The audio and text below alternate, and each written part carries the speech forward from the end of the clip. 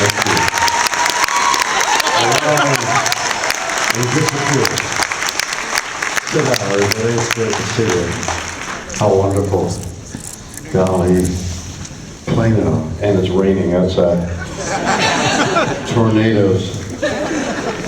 There's a joke there somewhere. I'm here and so is a tornado.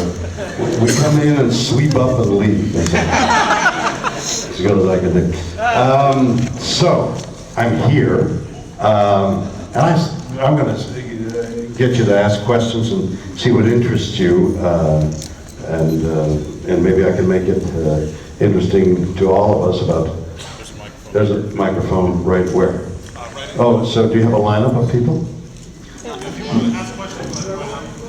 All right, so grab the mic if you want to ask a question. Yeah, just to introduce some of the new things. I have a new show on the air called those of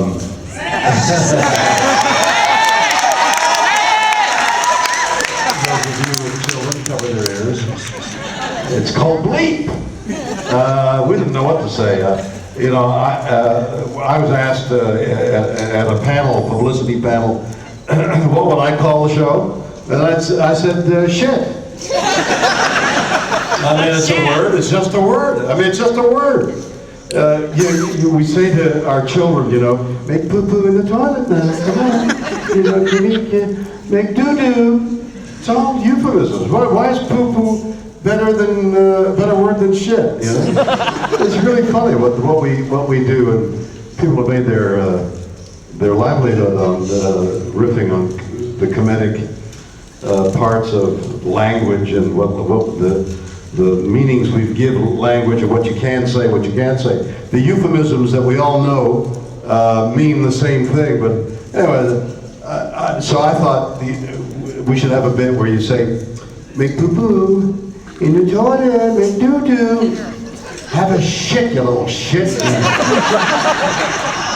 And get rid of all the stuff about a word. In any case, it's now bleep. Bleep, my dad says, and then it's written, and the first letter is a $. I don't understand.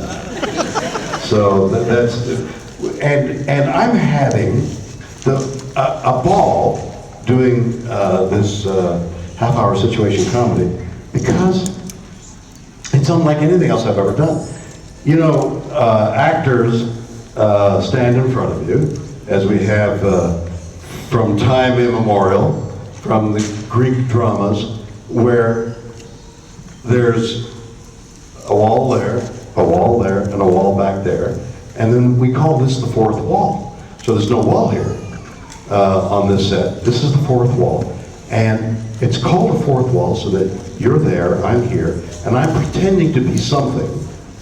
And you know I'm pretending to be something, but you release your sense of reality, your disbelief, and you now believe I'm this character that I say I am, and there's this fourth wall that the pretension is, you're looking at me through this fourth wall, pretending that you're really not there, and I'm here, pretending you're not there, being somebody else. So there's a whole sort of belief system going on in doing a play, and we all accept it. It's the fourth wall. So here is this situation comedy. The audience is right there. There's 300-400 people watching us do this little play, except we barely know the play because we've gotten it 3 or 4 days earlier, and my goodness, where are all these people coming from? I guess, did I start a little early? Or is it possible we're a little late? So, we've received these pages, some 40 pages, about 3 or 4 days earlier. And because my training for my lifetime has been pretending to be something that you're pretending to accept, I can't make any mistakes. Because if I go, the reality is broken, and you say to your wife, or your wife says to you, you forgot the words. And the reality is broken. Oh my gosh, the actor on this, so the fourth wall suddenly breaks. There's no fourth wall. He's forgotten the words. So the nightmare for the actor is to break that pretension. And that's the actor's nightmare, which is being naked on stage and forgetting the words. That's the nightmare. Here I am in front of 300 or 400 people in this situation comedy, and I barely know the words for a number of reasons. One is, it's only been given to me 3 or 4 days before. I've learned it right away as best I can, and 2 days ago they came in with a different script. They said, you know all that stuff you learned that we told you not to learn, but you learned it anyway? Here's the reason we told you not to learn it. And they've rewritten the script. Sometimes completely, sometimes just enough to confuse you. So now 2 days ago, I've just learned it.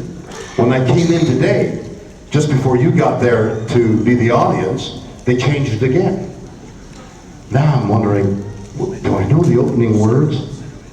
And we start making mistakes. All the cast makes mistakes, which the audience has learned to love. So every time you make a mistake, they laugh, they think it's funny. So what I did was, and I don't know whether it's unique or not, because I've never heard, I have no experience in the area.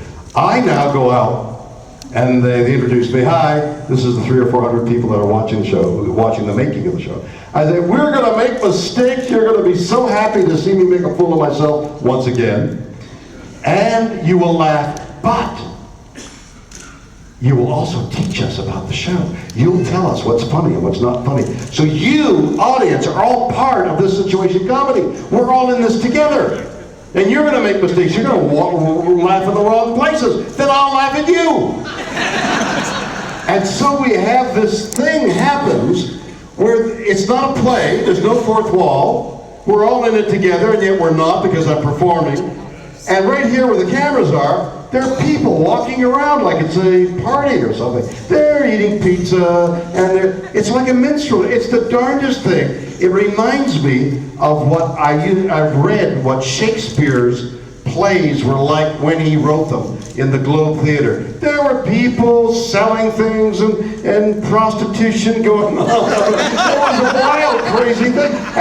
And I haven't seen any prostitution, but I'm sure it's going on. It is the only prostitution I've seen have been agents. But anyway, it is the darndest thing. It is like nothing else I've ever done. It's not a play. It's not a movie. It's not a sketch. It's something else that's unique.